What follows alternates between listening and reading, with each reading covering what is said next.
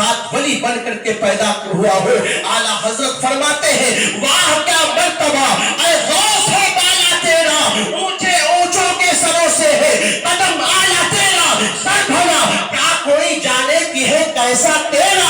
ارے اولیاء ملتے ہیں آنکھیں وہ ہے تلوا تیرا, اولیاء ملتے ہیں آنکھیں وہ ہے تلوا تیرا.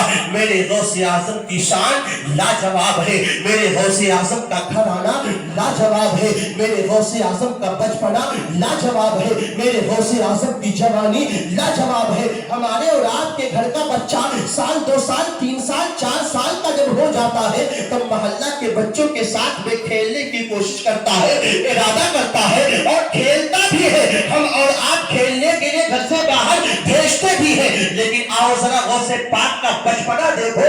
حضور غوث پاک رضی اللہ تعالی عنہ بچپن میں ہے, اور جب کسی بچوں کے ساتھ میں کھیلنے کا ارادہ کرتے غیب سے آواز آتی تھی عبد القادر اے بیٹے تم کھیلنے کے لیے نہیں پیدا کیے گئے ہو, آؤ میری طرف آ جاؤ. حضور غوث پاک فرماتے ہیں جب میں بچوں کے ساتھ میں کھیلنے کا ارادہ کرتا غیب سے آواز آتی تو میں فوراً کھیلنے کا ارادہ ترک کر دیتا اور جا کر کے اپنی ماں فاطمہ کے گود میں بیٹھ جایا کرتا تھا. یہ حضور غوث پاک رضی اللہ تعالی عنہ کا بچپنا ہے. اب ذرا آپ ملاحظہ کرو, حضور غوث پاک رضی اللہ تعالی عنہ کی عمر شریف جب 10 سال کی ہو جاتی ہے تو 10 سال ہونے کے بعد میں حضرت علامہ عبد الرزاق رحمت اللہ تعالی علیہ جو حضور سیدنا غوث پاک رضی اللہ تعالی عنہ کے شہزادے ہیں, لاڈلے ہیں, ان کے بیٹے ہیں, حضرت علامہ عبد الرزاق رحمت اللہ تعالی علیہ فرماتے ہیں کہ کسی نے میرے ابو جان سے پوچھا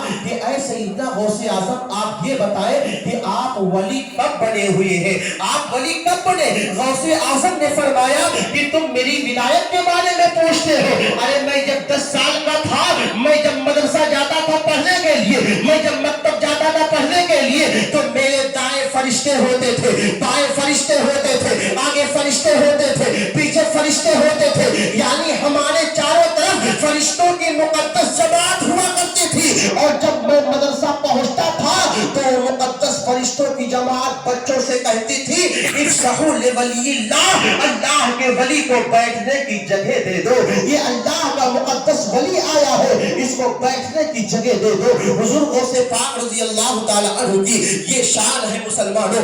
میرے غوث پاک رضی اللہ تعالی عنہ کے بچپن کی سیرت کو آپ دیکھیں گے, بچپن کے آپ جو ہے تاریخ کو آپ پڑھیں گے تو یقیناً حضور غوث پاک رضی اللہ تعالی عنہ کی محبت آپ کے دل میں ہمارے دل میں بیٹھتی چلی جائے گی. حضور غوث پاک رضی اللہ تعالی عنہ سے پیار کرنے کا جذبہ, ان سے محبت کرنے کا جذبہ, ان کے اولاد سے محبت کرنے کا جذبہ اپنے دل میں بساؤ مسلمانوں. اسی میں کامیابی ہے, اسی میں کامیابی کامرانی ہے. جب جب آپ دنیا میں زندہ رہو اولیاء کرام کی محبت میں زندہ رہو اور یہ دعا کرو کہ اس دنیا سے جب ہم رخصت ہو تو ہم اولیاء کرام کی محبت اپنے سینے میں بسا کر کے اس دنیا سے ہم رخصت ہو تاکہ دنیاوی زندگی بھی آپ کی کامیاب ہو جائے, اخروی زندگی بھی آپ کی کامیاب ہو جائے.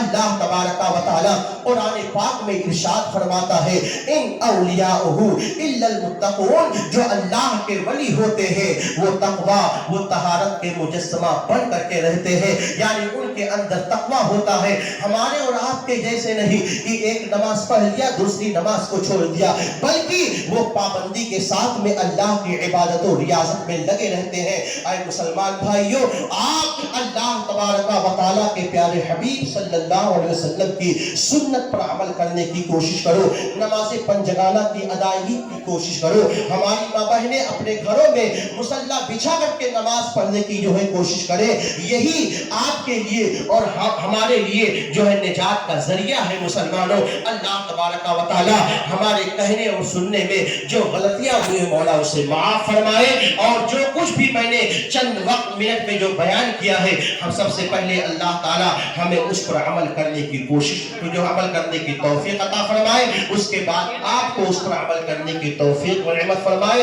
استغفر اللہ ربی من کل ذنب و واتوب الیہ. ہمارے ساتھ کلمہ شریف پڑھ لیں. لا الہ الا اللہ محمد الرسول اللہ صلی اللہ تعالی علیہ وسلم. حضرات پھر انشاءاللہ کبھی وقت ملا تو اس کے آگے بیان کرنے کی کوشش کروں گا. وقت جو ہے کم ملا, پھر انشاءاللہ وقت ملے گا تو بیان کرنے کی کوشش ہوگی. السلام علیکم ورحمۃ اللہ.